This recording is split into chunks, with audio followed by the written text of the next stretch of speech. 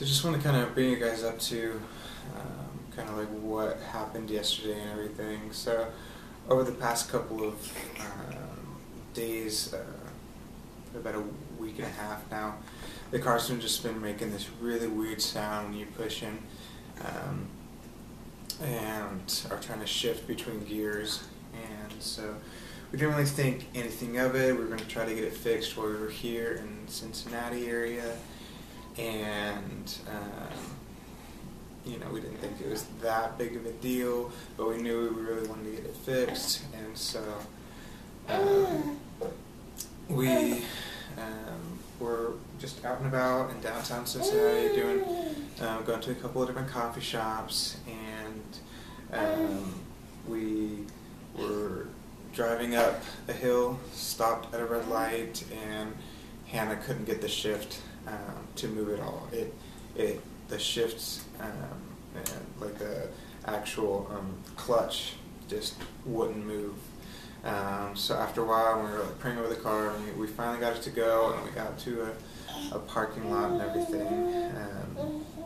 It just froze up totally. Like you couldn't push down on the shift on the clutch. You couldn't shift gears, nothing.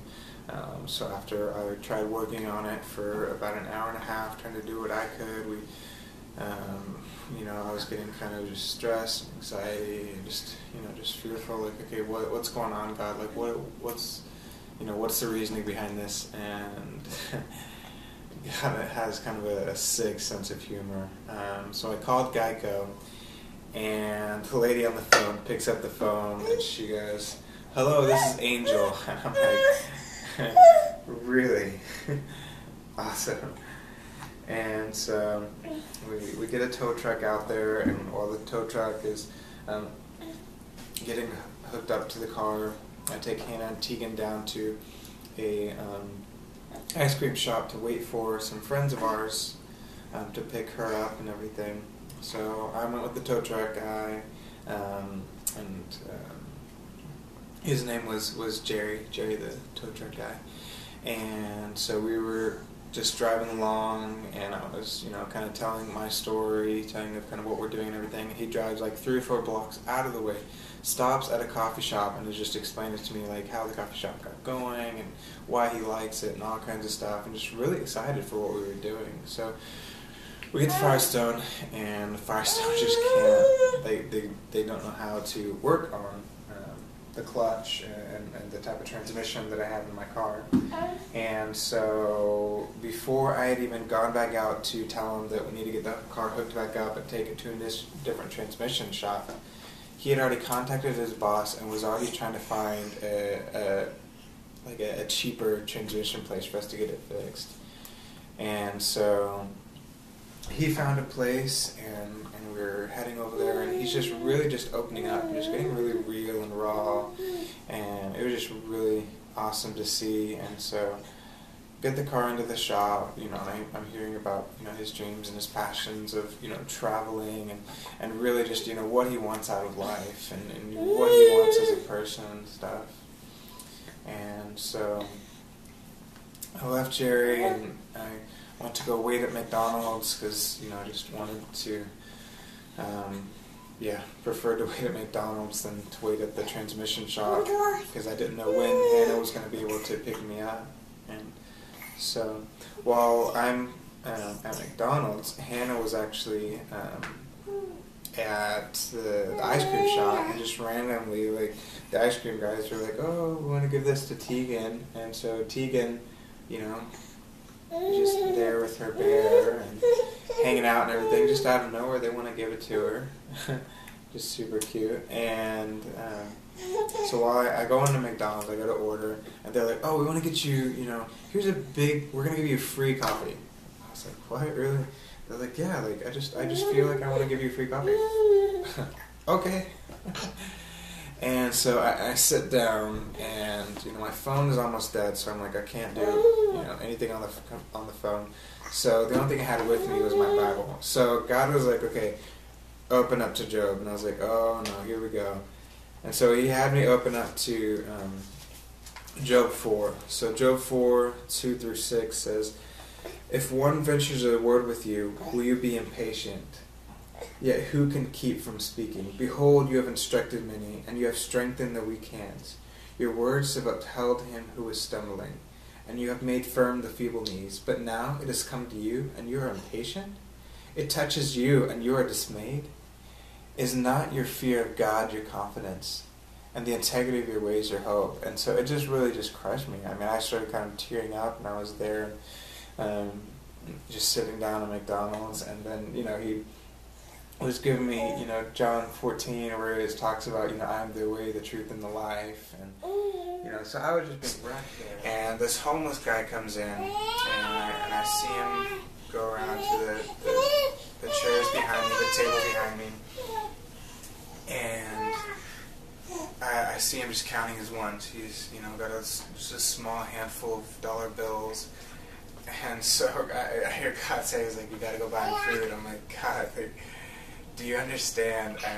I don't know how much this is going to cost. I have no idea what's going on, how long I'll be in Cincinnati, etc. And God's like, just buy him food. So I went over to him and I was like, I'm sorry, sir. Hi, I'm Doran. I would like to, buy your food, if that's okay. And he had this look of bewilderment and just confusion, and he kept asking me, he's like, did you win the lottery? Did you win the lottery? I was like, no, actually the polar opposite. I'm actually losing money today. I'm not actually getting money. So we go up and we get him food, and while we're getting him food, God's like, give him $20. I'm like, God, really? And I know. And so I give him $20, and he's just, this bewildered face, like, why are you doing this? And so then we sit down and we start talking, and then he just starts talking about how he was in the Navy and all these different things, which I'll write his story out on the blog later. But it was just so real and just so raw, and he was just so touched that I just want to sit there and listen to him. There were multiple times where he just kind of just stops and just stares at me, and I'm just, what do you do?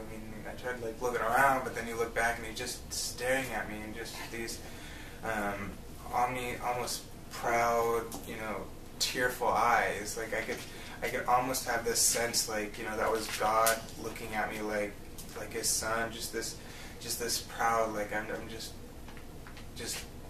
excited at what you're doing right now. And so, we left there, and we went to friends, and we had dinner and everything, and came back, and it was just one of those days that, it seemed like a wreck, but all the wreckage really was just different parts that God wanted to put back together to create something new. And so not only was it like a day where I could be a blessing to others, but it was just a total wreckage in my life. The whole day wasn't for naught, If nothing else, if I have to, go through that just to be able to help someone out. Although, in the moment, and even today, I'm still a little stressed a little bit. It's able to see the joy in someone's eyes when you actually step out and you actually try to do what you can to give of yourself and care about them. That's worth more than money. And so I got a call this morning from a mechanic, and he seems like he knows what he's going to do and everything. And so it's looking like it's going to cost a minimum of $1,000. And so we're going to just have to see what happens. He's getting a new clutch shipped in. He's getting hopefully all the parts ready to go for tomorrow, and getting it fixed. But as of now, we're still going to go up to Michigan and stuff. We're still going to continue on this journey.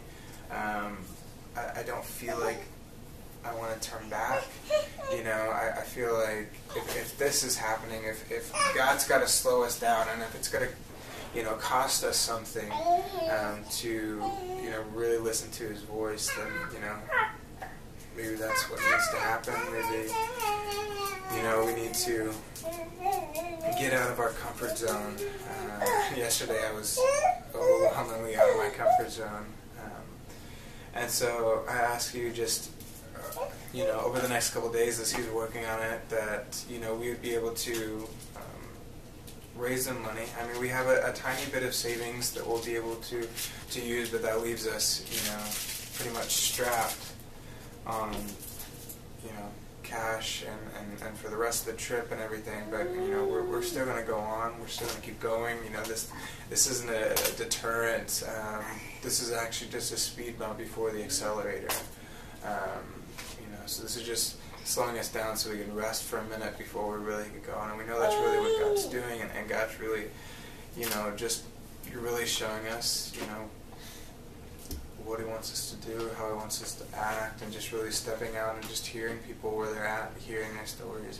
And so I thank you guys again just for being a part of me and Teagan and Hannah's life, and just be praying for us so we'd be able to continually be stepping into what God wants us to do, and hearing His voice, and also just be praying for our finances as we try to raise money to pay for, I guess, a brand new clutch and all the work that needs to be done right now. So we'll talk to you later, and we love you guys tons.